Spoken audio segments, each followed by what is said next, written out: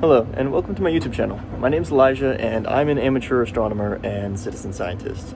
Today, we'll be going over how to photograph the beehive cluster, which is a cluster in the constellation Cancer, and I will explain how to use this DLSR and this tripod to get the photo that I got, and hopefully you guys can get an even better photo. So, I hope you enjoy this video, and I hope you learned something, and I hope you enjoy the photo at the end.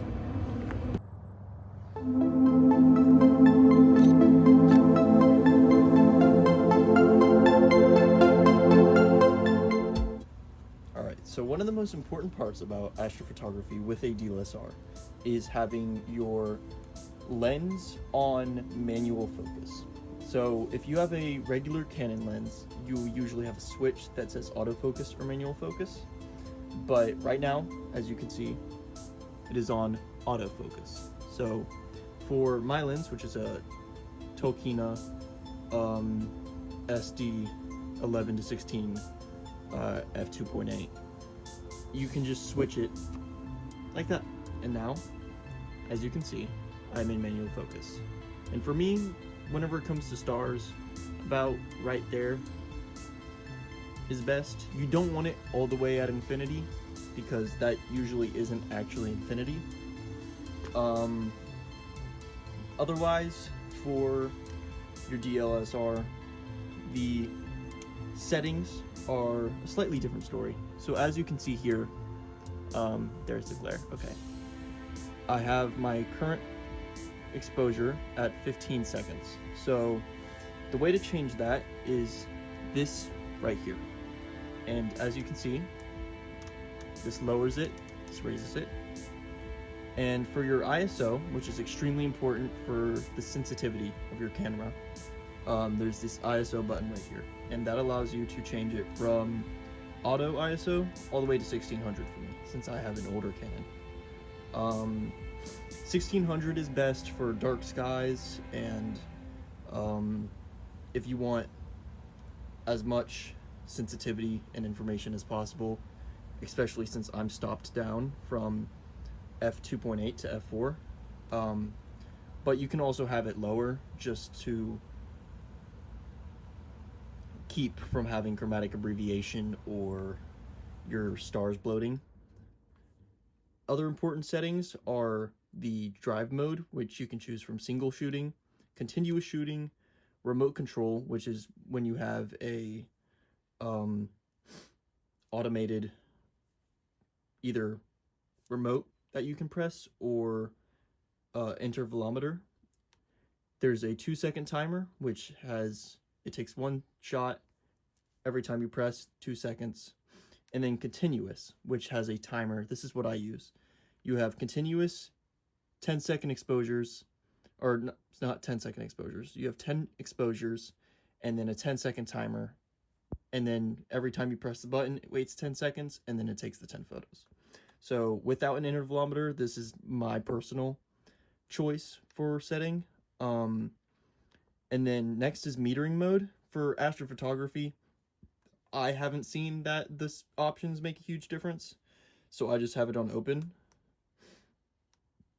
For one shot, you want to keep it on one shot. Do not choose AI focus or AI servo. Those will mess up your photos.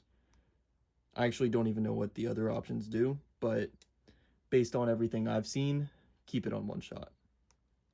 For picture style, you want to keep it on neutral, and this will basically guarantee that the colors coming in are the true colors and that the automated system within the camera is not damaging your data. So the reason today why I chose the beehive cluster was because it's something that is easy enough to photograph, that you can get it on your phone and on any tripod and DLSR you have, and you will be able to get an amazing result. And possibly, depending on your settings and depending on your lens with your tripod, you will be able to get some background galaxies. So that's the reason we chose the... Okay, so future Elijah here. I forgot to show me setting up the tripod, but basically what you want is to have it on a stable location where the surface is relatively flat. I have a thing which helps me. And once you have it set up, just make sure anything is fully tightened and that you don't have to worry about possibility of moving, and you should be good. It's really simple. Even with other types of tripods, it's a very simple process. If you have something to weigh down your tripod, that can actually make a huge improvement as well. So if you have extra bags or if you have extra telescope equipment with you, attaching it to this lower area to weigh down your tripod can be a huge bonus. One app that is really important for astrophotography, and an app that I use, is called Stellarium, and it's great for locating and observing astronomical objects. So as you can see here, the beehive cluster is located in the constellation Cancer, in between the star Regulus and Pollux, and this makes it really easy to find. All right, the next step for your astrophotography photo will be editing, which sadly I do not have the clips of me editing the photo because of course my files decided to become corrupted. So instead I'll be trying to explain and talk you through what was happening. Hopefully you don't get too tired of staring at my face too long. I know it's not the most amazing view in our universe, but bear with me. I'll try my best to explain. So the website I use is called Siril. It's SIRIL. It's a free website. You can download it on your computer. Super light. It's like 180 megabytes. Basically anything can run it. I have a 2013 Mac. So if I can run it, I can promise you can run it. Basically the setup is you download your photos. So I have my SD card. I plug it into my computer. In the computer, boom. Once I have my SD card in, I upload my photos onto a file, and depending on how many photos I have, I can split it up into one group or 1 to 5 groups, depending on if I have thousands of photos, because my computer cannot cooperate when trying to extract data from that many photos. It tends to fail. So what you can do is, if you have similar issues with me in a computation limit, you can create masters and have 100 photos in each group, and that will make it much easier. So what Siril allows you to do is go in and stack all of your frames. You can basically, it aligns all the stars for you, and then you can stack all the photos and then go in and do a histogram stretch and make all the data show out of what you collected. There's also other editing software. You can just use Adobe Lightroom.